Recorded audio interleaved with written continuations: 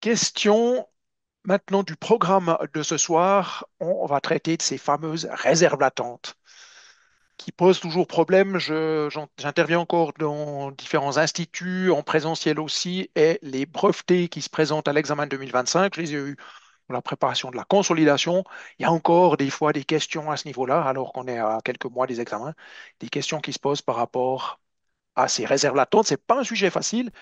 Pour vous tenir informé des nouveaux cours et exercices corrigés de Better Study, n'oubliez pas de vous abonner à la chaîne et de cliquer sur la cloche. On va essayer ce soir de dédramatiser un peu la chose et puis de voir, peut-être, je vais partager avec vous des tableaux, une façon de poser les chiffres pour bien comprendre dans quel euh, référentiel on est, est-ce qu'on est en valeur comptable, en valeur externe ou en valeur réelle à 100%. Donc, on va poser les tableaux pour essayer de bien comprendre quels sont les impacts de ces variations, puis comment est-ce que ça impacte effectivement le résultat.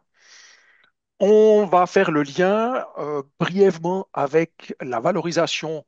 C'est une évaluation de ces postes par rapport au code des obligations. Quelques articles de loi assez rapides. Ensuite, on va s'attaquer à des exemples précis de ces postes qui peuvent contenir de la réserve latente. Pourquoi? Comment est-ce qu'elle se crée? On va voir un impact éventuel d'une variation de réserve latente. Est-ce que si un poste à l'actif, par exemple, le stock augmente, et que cet actif est sous-évalué, est-ce que ça a un impact sur les réserves latentes? Est-ce que ça a un impact sur le résultat? Comment est-ce qu'on retraite ce genre de choses? Ensuite, on verra un passage des comptes externes aux comptes internes. C'est effectivement, vous faites votre comptabilité au code des obligations. Vous vous préparez aux examens du brevet dans une autre école que Better Study. Vous avez besoin de consolider certaines notions à votre rythme et au moment qui vous convient le mieux. Demandez dès maintenant votre essai gratuit sur betterstudy.ch. Vous devez préparer les comptes internes pour une analyse financière ou parce que peut-être vous tenez vos comptes finalement aussi en Swiss GAAP RPC, mais que votre comptabilité, vous la faites au code des obligations, c'est ce que vous allez soumettre comme résultat au fisc. Donc, un passage code des obligations au, par exemple, Swiss GAAP ou à des valeurs internes, à des valeurs réelles. Donc, on verra comment est-ce qu'on peut travailler sur cet élément-là. Et on verra encore des liens dans différents sujets comme la consolidation. Je ne l'ai pas mis ici, mais c'est lié au Swiss GAAP RPC. C'est la norme 30 qui traite de la consolidation. Un peu de CAE. euh, on en a aussi un petit peu. On a des réserves latentes, on a aussi des délimitations matérielles. On verra ce que c'est que la différence. Et puis finalement, on répondra à vos éventuelles questions. Tout d'abord, par rapport au code des obligations, les réserves latentes, comment est-ce qu'elles se créent? Pourquoi est-ce que j'ai des réserves latentes à un moment donné? Donc, il faut savoir que c'est une évaluation de certains postes du bilan, l'actif et au passif, une évaluation qui est différente que la valeur réelle. Donc, à quoi est-ce qu'on pense le plus facilement? C'est souvent les stocks.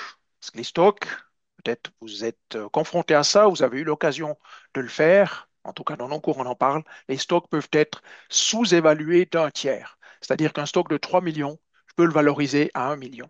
Donc la problématique qu'on a, c'est bien cette valorisation. Comment est-ce que j'évalue mes postes dans mon compte de bilan, dans mon bilan, par rapport aux différentes normes?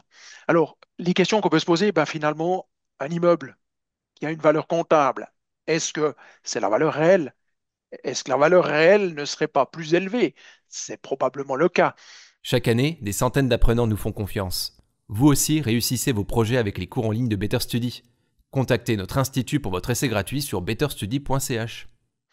Est-ce que le véhicule que j'amortis sur 5 ans, avec une valeur résiduelle de zéro, est-ce qu'à la fin des 5 ans, vraiment, j'ai plus de valeur? Est-ce qu'au bout de 2 ans, mon amortissement et ma valeur du véhicule, la valeur nette, comptable, est-ce que ça représente la vraie valeur? Donc j'aurai une différence entre une valorisation qui est au bilan et une valorisation réelle. Je peux me poser la question sur pas mal de postes au bilan. Par exemple, bon, on vient de parler des stocks, mais les créances L et P, souvent on voit L plus P. Peut-être une précision, c'est maintenant plus des débiteurs dont on parle dans le nouveau plan comptable. En principe, ce sont des créances clients L et P, ce qui veut dire livraison de biens et prestations de services. Pardon. Donc, c'est le terme pour ça qu'on voit L et P pour L, livraison de biens, et P, prestation de services. On a encore des postes aussi au passif. On peut avoir des réserves latentes sur les passifs. Par exemple, une provision, on peut avoir une provision, un passif surévalué. Donc, on voit qu'on a différentes problématiques par rapport à ici, par rapport à des valorisations. Tout d'abord, le principe du Code des obligations, et c'est ici quelque chose d'important, on parle d'une évaluation prudente. C'est typiquement pour cela qu'on retrouve des réserves latentes, c'est-à-dire une réserve latente, des actifs sous-évalués par rapport à leur valeur réelle, leur valeur économique, et des passifs surévalués. Tout ça, c'est à cause de ce principe de prudence où on dit que les actifs doivent être évalués au plus à leur coût d'acquisition, leur coût de revient, mais que s'il y a des pertes dues à l'utilisation, alors ça, c'est le facteur temps, c'est l'amortissement normal, il faut en tenir compte, ou alors des corrections de valeur. Quand vous entendez parler de correction de valeur, ça veut dire que sur un actif, une machine qui était censée encore avoir une valeur de 500 000 francs au bout de 2 ans, mais que finalement, dû à l'obsolescence, à un concurrent ou une nouvelle technologie, cette machine n'en vaut plus que 100 000, il faudra bien la valoriser à ce prix le plus bas. On doit faire une correction de valeur à ce niveau-là. Puis on vous dit encore que les dettes, elles sont portées au bilan à la valeur nominale. Ça veut dire une dette bancaire, une dette hypothécaire, 2 millions de dettes, c'est la valeur nominale, c'est donc 2 millions.